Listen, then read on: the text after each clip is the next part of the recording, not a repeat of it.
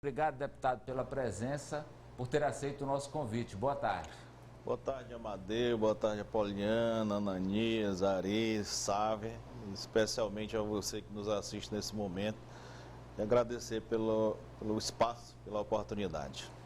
Deputado, o senhor anunciou recentemente um aporte de recursos importante para a estrutura do nosso Corpo de Bombeiros. O que o senhor destacaria? Bom, essa questão dos recursos a gente tem já como uma meta principal indicar para a área da segurança pública. E o bombeiro faz parte desse processo. Inicialmente eu fiz essa indicação de R$1 milhão para a Guarda Municipal. Mas infelizmente, a Guarda Municipal de Teresina, infelizmente a burocracia e a falta de determinados documentos, não foi possível nós indicarmos essa emenda. E para não perder uma situação muito até importante, que nós sempre presenciamos no Corpo de Bombeiros, que é o enfrentamento aos incêndios florestais. E eu já havia conversado com o Coronel Rego e ele me fez esse pedido para que nós pudéssemos indicar esse recurso para a compra de kits. É aquela caminhonete com uma bomba-tanque em cima, que faz aquele combate mais direto ali de pequenos focos. Então, o Corpo de Bombeiros vai receber na próxima semana, muito provavelmente na segunda-feira, 6 viaturas que vão fazer esse trabalho e vamos indicar para os municípios que sofrem com os incêndios que já se aproximam desse período. O município de Parnaíba, o município de São Raimundo Nonato, de Picos e de Floriano, além de outros equipamentos que vão vir também pelo legado. Eu estive pessoalmente lá no Ministério da Justiça essa semana para agilizar essa entrega, né? O importante é que a indicação da emenda foi em dezembro e agora já em junho nós já vamos ter o prazer de entregar esses equipamentos para o Corpo de Bombeiro para uma causa que é tão importante, que é o combate às queimadas que infelizmente ainda temos numa quantidade muito grande no estado do Piauí. Amanhã, a ministra da Mulher, Cristiane Brito, estará no Piauí, vai entregar viaturas para os conselhos tutelares em Altos, Alto Longar, Barras e Curralinhos, veículos que foram adquiridos com recursos de emendas do senhor. Além da ministra, se especula a presença da primeira-dama Michele Bolsonaro. O senhor confirma e como é que vai ser essa solenidade? Confirmo sim, Amadeu. Nós fizemos também gestão junto ao Ministério, à ministra, para que pudéssemos acelerar essa entrega. Então, eu já havia entregue vários kits de conselho tutelar, já chego a se aproximar de 20 municípios que são beneficiados com esses recursos. E nós defendemos muito esses conselheiros, porque fazem parte de um processo e às vezes as pessoas não dão importância ao trabalho dos conselheiros tutelares. Os conselheiros tutelares, eles têm uma função associada à da própria polícia. Eu, várias vezes, quando estava na Rony, fui para ocorrências em que os conselheiros tutelares faziam a solicitação, iam até a Rony e eu dava carona para esses conselheiros, porque eles não tinham apoio para ir no próprio veículo. Então, vendo essa necessidade desde o primeiro momento, que ano a ano eu indico recurso para o Conselho Tutelar, aos conselhos tutelares de vários municípios, além desses que você citou. Nós temos aí, por exemplo, Nossa Senhora de Nazaré, São Miguel do Tapujo, Sigefredo Pacheco, Parnaguá, dentre outros municípios que nós indicamos esse recurso e que fomos buscar outros benefícios para essa classe, que no meu entendimento, o Conselho Tutelar tem que estar ligado diretamente ou ao Ministério da Justiça ou ao Ministério da Cidadania. Por quê? Porque é um trabalho que depende muito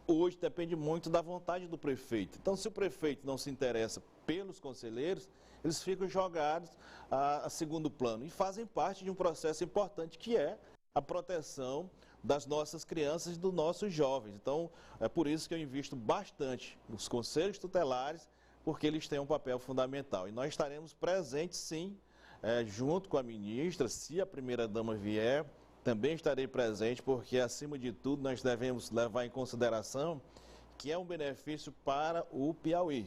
Nós vamos não levar em consideração as questões partidárias. A questão aqui, da minha parte, é apenas relacionado ao benefício para o estado do Piauí. O senhor é um militar reformado, assim como o presidente. Então, houve em determinado momento até uma associação inconsciente do nome do senhor com o nome do presidente. Isso existe ainda? Isso o incomoda? Como é que o senhor lida com essa situação? Veja só, Amadeu, infelizmente eu não pude acompanhar o presidente desde o primeiro momento que ele assumiu a presidência da República.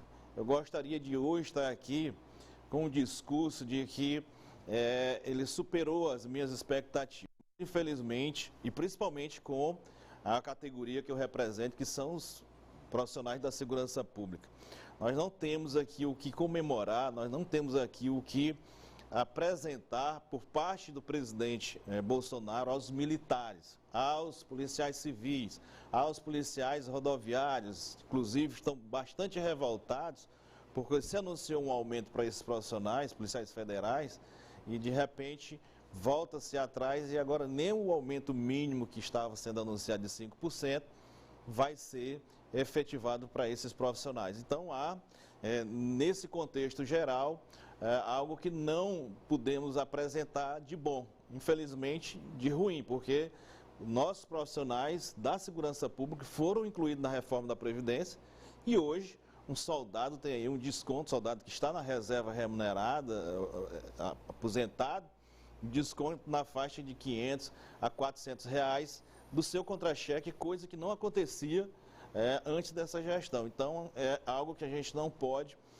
na minha opinião, acompanhar o presidente Bolsonaro, até mesmo também porque faço parte de um outro grupo desde a minha primeira eleição e procuro manter essa coerência. Não sou contra qualquer ação que venha por parte do governo em benefício da população, mas aquelas votações que são prejudiciais à população, como, por exemplo, privatização dos Correios, que eu fui contra, privatização da Eletrobras, fui contra, privatização da própria Petrobras, que eu, fazendo uma avaliação, mas inicialmente sou contrário, porque nós precisamos fortalecer essa empresa ao invés de vendê-la, principalmente aos preços que são comumente feitos com essas estatais entregues à iniciativa privada.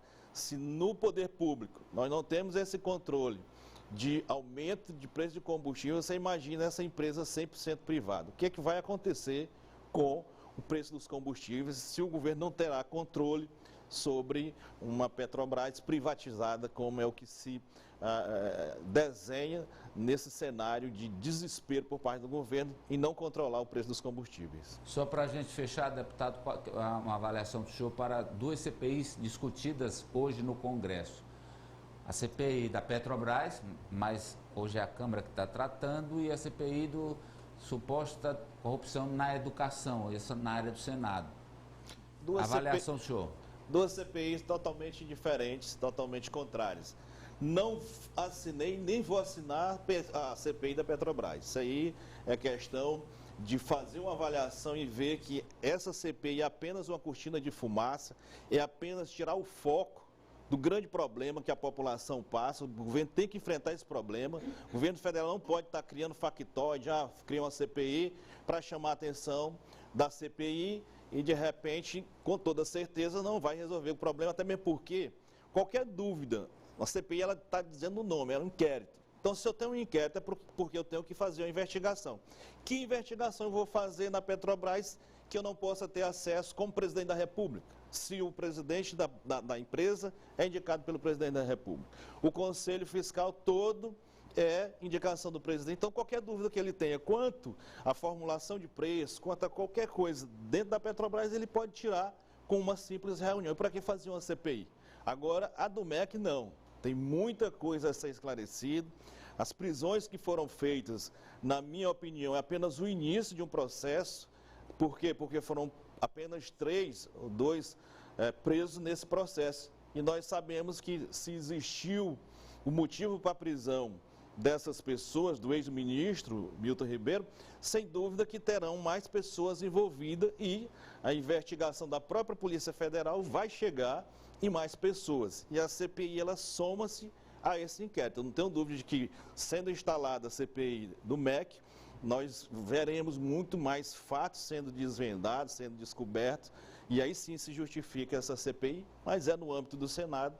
Eu acredito que essas assinaturas sejam, inclusive no dia de hoje, finalizadas, só falta uma, e é exatamente de um senador que representa a educação. Então, se ele representa a educação, ele tem o interesse do esclarecimento do que aconteça no Ministério da Educação, na área da educação principalmente,